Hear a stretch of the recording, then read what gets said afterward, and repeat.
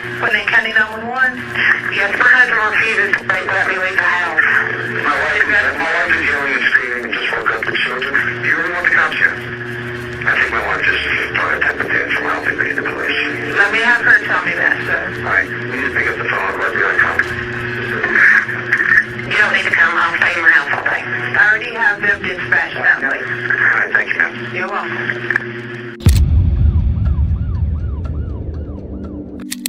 On a seemingly peaceful summer evening in a quiet Atlanta suburb, a chilling mystery began to unfold that would capture the attention of a community and later the nation. Dominique Leili, affectionately known as Niqué to her loved ones, vanished from her home, leaving behind her 2 young daughters and a lot of unanswered questions.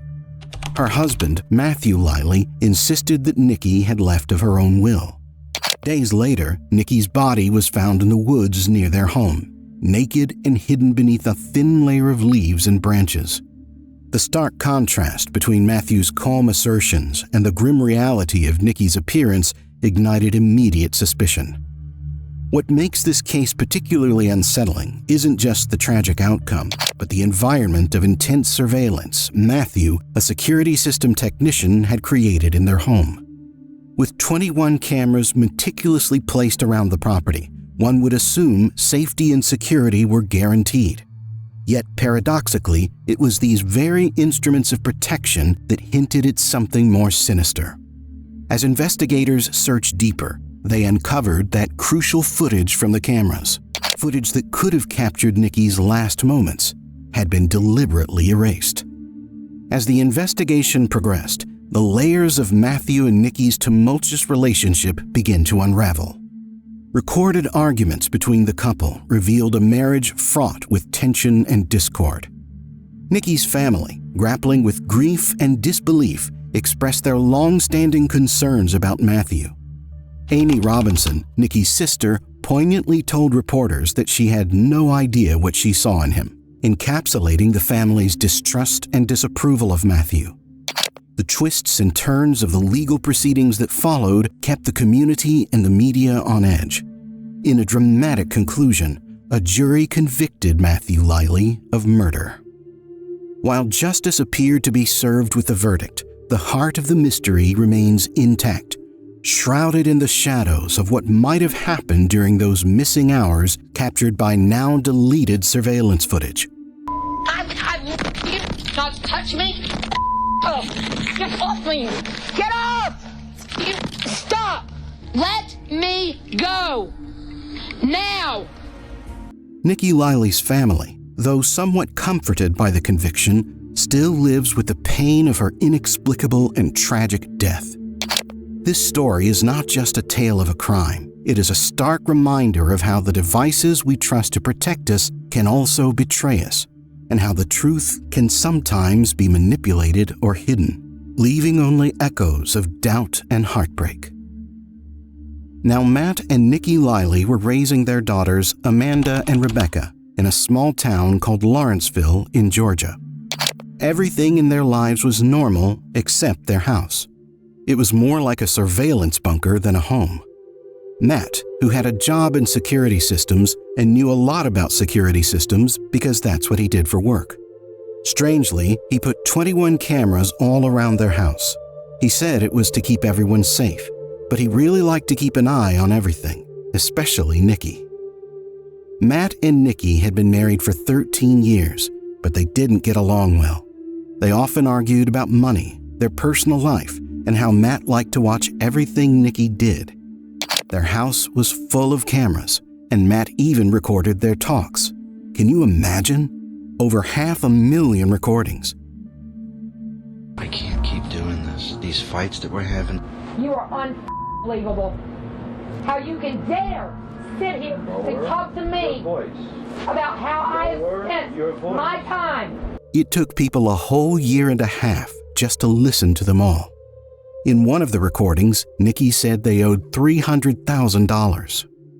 They even tried to fix their problems by talking to a counselor, but it was really tough. Alex, Niqué's daughter from before she met Matt, didn't like the cameras watching her all the time. She felt so uncomfortable that she moved out right when she turned 16. For her, it was too creepy to relax or watch TV when there was even a camera pointed right at the couch. Then, one day, things got really bad. Niqué also felt so trapped she called 911 because Matt wouldn't let her leave the house. Gwinnett County 911? Yes, my husband refuses to let me leave the house. My wife is yelling and screaming and just woke up the children. Do you really want the cops here? I think my wife just throwing a temper tantrum. I don't think we need the police. Let me have her tell me that, sir. All right, we need to pick up the phone, otherwise we're going to come. You don't need to come. I'll stay in my house all day. I already have them dispatched that way. All right, thank you, ma'am. You're welcome. The police came but didn't see any anomalies as Matt convinced them that everything was all right. Later that day, Niqué took a bag she had packed before and left the house, but Matt didn't want to let her go. He asked their daughter Amanda to call her mom and asked her to come back. Hey, Mommy. Hey, baby, how are you? Good. Mommy, we need to go on vacation. All of us as a family. We need to save this family. Niqué did come back, hoping things would get better. But they didn't get better. 2 weeks later, Niqué was disappeared again. Then eventually she'd kind of just storm out. And then I woke up the next morning and Mom wasn't there. No one had any idea where she had gone. She just vanished, and the 21 cameras didn't even get any footage. Matt told people he put up all those cameras and even tracked Niqué's phone because he was worried she might get upset and hurt herself. He tried to make it sound like he was just trying to protect her. On a quiet night on July 8, 2011, Niqué stepped outside for a smoke before heading to bed. It was a small moment, just another evening routine, caught on one of those many cameras Matt had set up around the house. But after that, nobody saw Niqué again. 2 days passed and there was no sign of her. Then, Matt made a phone call to Niqué's sister, Amy Robinson. He told her Niqué was missing. Amy was shocked that it was possible that her sister went missing. She wasn't any child. She asked Matt, but his response was calm, too calm. According to him, she hasn't been home since Saturday. Amy couldn't believe what she was hearing and told him right away to call the police. So I answered, and it was Matt. And he said, "Have you talked to Niqué?" I said, "No, why? What's going on?" And he said, "Niqué's missing." I said, "What the hell are you talking about? What do you mean she's missing?" I said, "How long has she been gone?"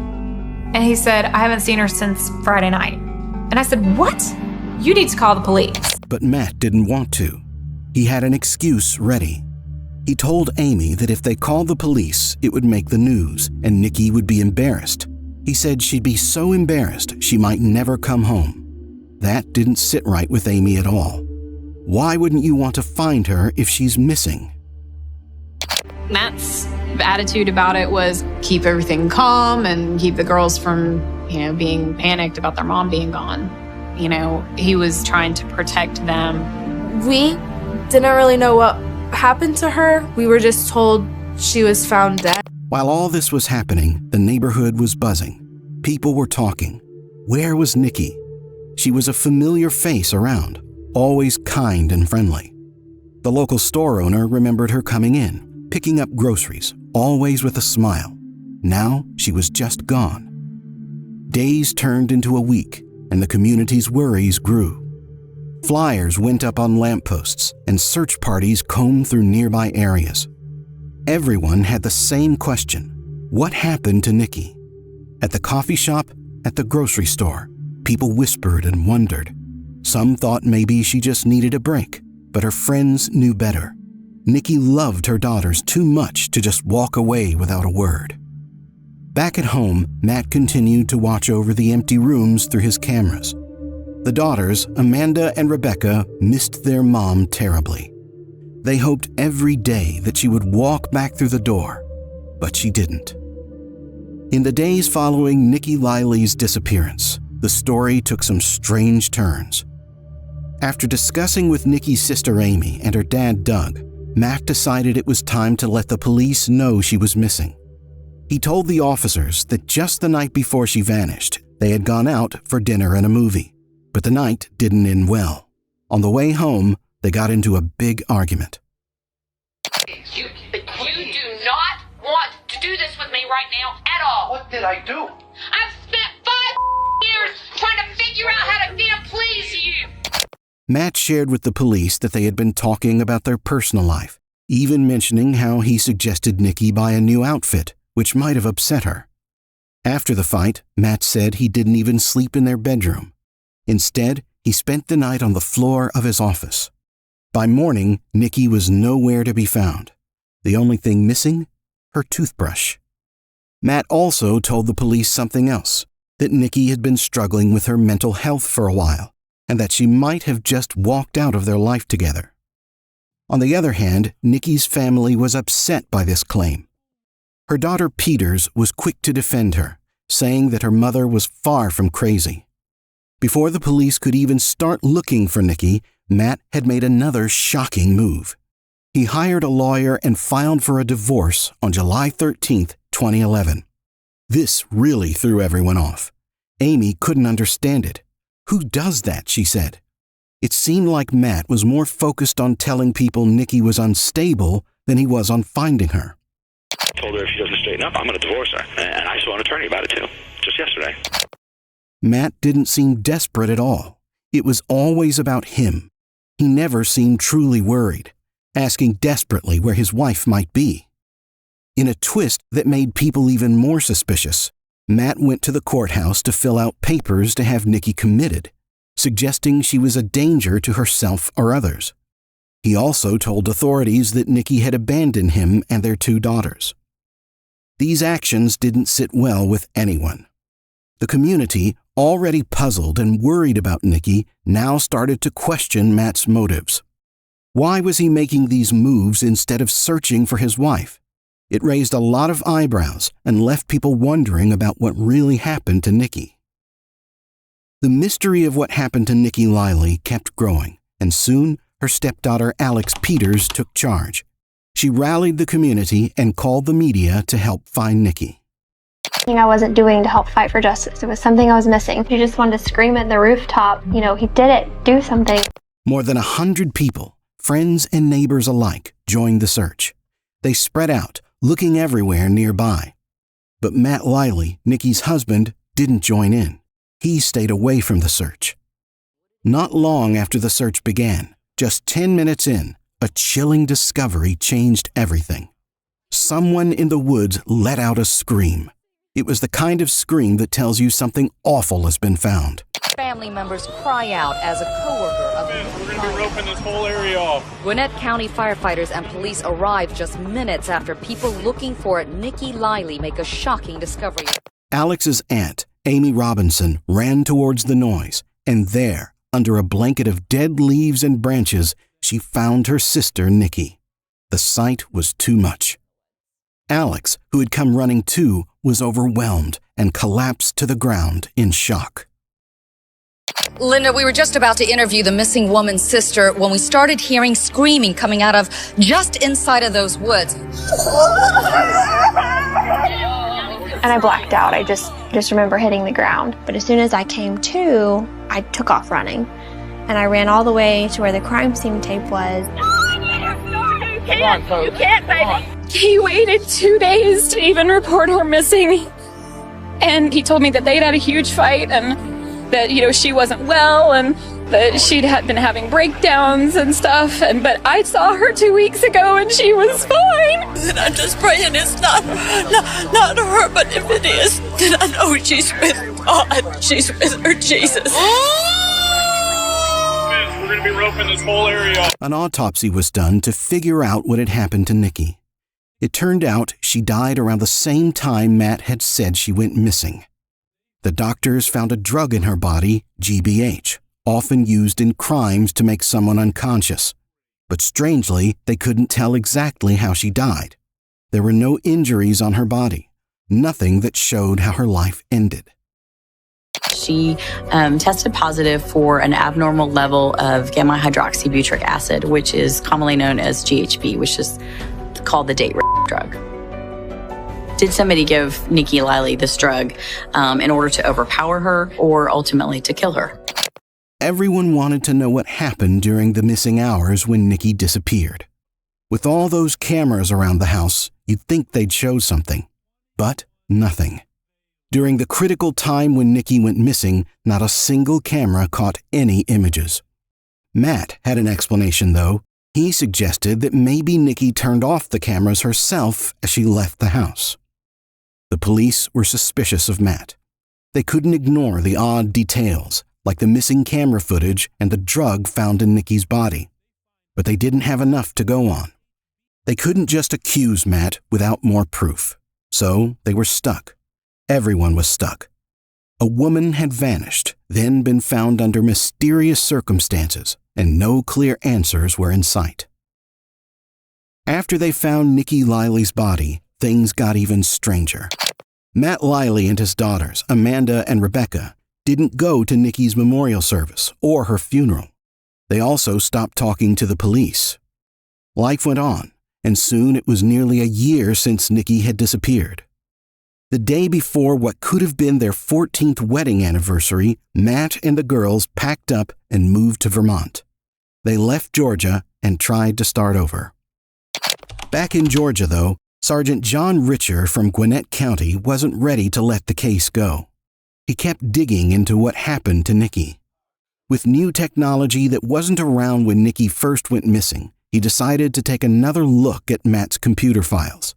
That's when something big came out. Detective Chris Ford, a forensics expert, discovered that the security cameras at the Leili home did capture video during the critical hours when Niqué vanished. But someone had deleted it. The case took a dramatic turn in 2015. Matt came back to Georgia to deal with a legal matter, trying to claim money from Niqué's life insurance. He probably thought he'd be in and out of the courthouse without any trouble. But the police had other plans. On March 5th, right there in the courthouse, they arrested him. After all that time, after all the quiet and waiting, they charged him with murder. The news sent ripples through the community. People couldn't stop talking about it. Had Matt really done something to Niqué? What about the video that got deleted? Who else could have done that but someone with access and something to hide? And why move so suddenly to Vermont right before their anniversary? Neighbors who once greeted Matt and his family warmly now whispered among themselves. The local news ran the story over and over, each time digging up more questions about those last days Niqué was seen. As the trial loomed, everyone waited to see what would happen next. Would the deleted videos be enough to prove what really happened? Could the police put together the pieces of this painful puzzle? It was a waiting game, with high stakes and deep sadness for Niqué's family and friends left behind. While he was waiting for his trial, Matt Leili made a call to his daughters Rebecca and Amanda from jail. The call was recorded. He had an idea. He wanted them to start a YouTube channel to share what he called the truth about everything that had happened at home. Following his suggestion, Rebecca and Amanda made videos where they spoke up for their dad and expressed their frustrations with their mother's family. Finally time for us to tell the truth and for us to call them out on their lies. In one of the videos, Amanda said that she can't wait to face this family in court and call out their lies. They've done nothing but cause us pain and torment. Our day in court will come, and hopefully her dad will be able to come home. Rebecca and I just kind of clung on to my dad after losing her. When the trial came around, the prosecutor, Lisa Jones, brought up some key pieces of evidence. She pointed out that someone had deleted videos from the home surveillance cameras right from the morning Niqué went missing. In order to do the deletion of the files, you had to be an individual that knew a password to the system. We knew that Matt Leili deleted the footage off the surveillance camera. We had enough evidence to charge Matt Leili with the murder of his wife. The prosecution suggested a dark scenario.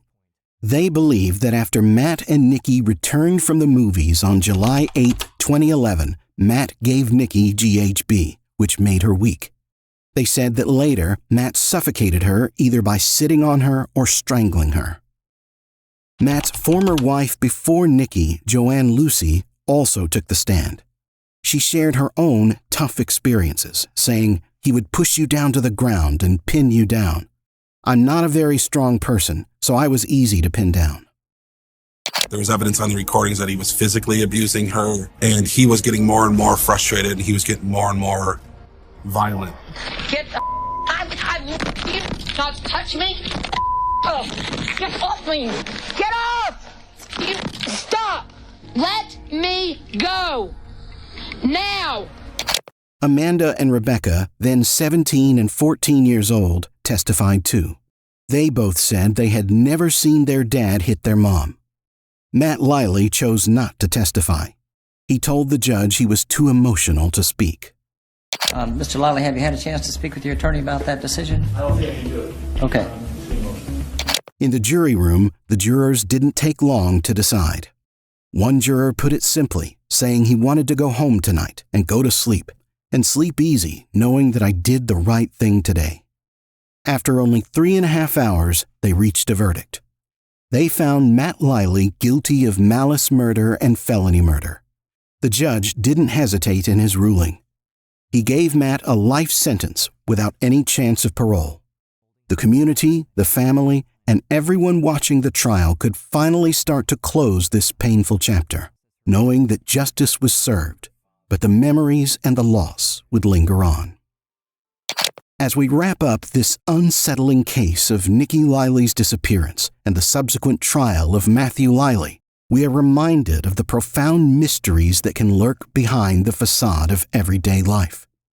While the court delivered a verdict, the deeper truths about what really happened on that warm summer night remain hidden, leaving us to wonder the delicate balance between trust and suspicion in our closest relationships. Thank you for joining us on this journey through a case that has captivated many and brought crucial conversations to the forefront. If you found this story compelling, please consider subscribing to our channel for more in-depth analyses and coverage of true crime stories that challenge, engage, and demand our attention. Don't forget to hit the subscribe button below and turn on notifications so you never miss a video. We appreciate your support and interest, and we look forward to bringing you more such content. Thank you for watching, and take care.